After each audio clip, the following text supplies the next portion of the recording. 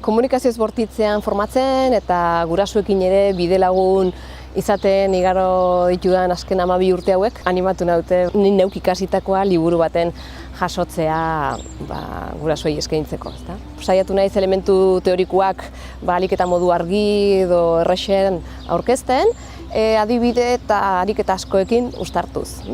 Eta, iruditu zait lekuko izan zitekeela baita ere, erantzun ireki batzuk, ariketa horienak ere aurkeztea, bai sunartzeko edo norbere erantzunak ere topatzen lagundu dezakelakoan. Zer aurkituko ezu elkarrekin hasi liburuan? Batetik zure eta zure seme-alaben jokaeren sustraia ezagutzen lagunduko dizu, elkarrekiko konfiantza, errespetu eta komunikazioan oinarri horiek elikatzeko, ez?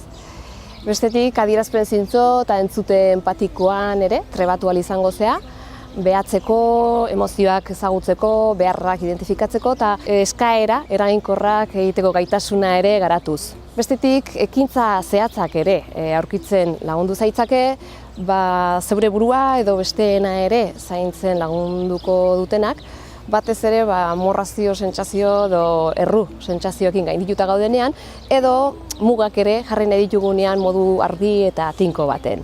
Lanabesak ere aurkituko dituzu, baliabide desberdinak, gatazkak lankidetza iturritik bideratzeko, gatazkai esker aurkezte zaigun ikasteko aukera horri esker. Zure seme-alaben autoestimoa eta zeurea ere indartzen laguntzeko proposamen ugari izango dituzu, gizakion potentzial osoa ere lortzen laguntzeko. Komunikazioz bortitzean oinarritutako liburuntako lanabesek hazkundea sustatu nahi dute.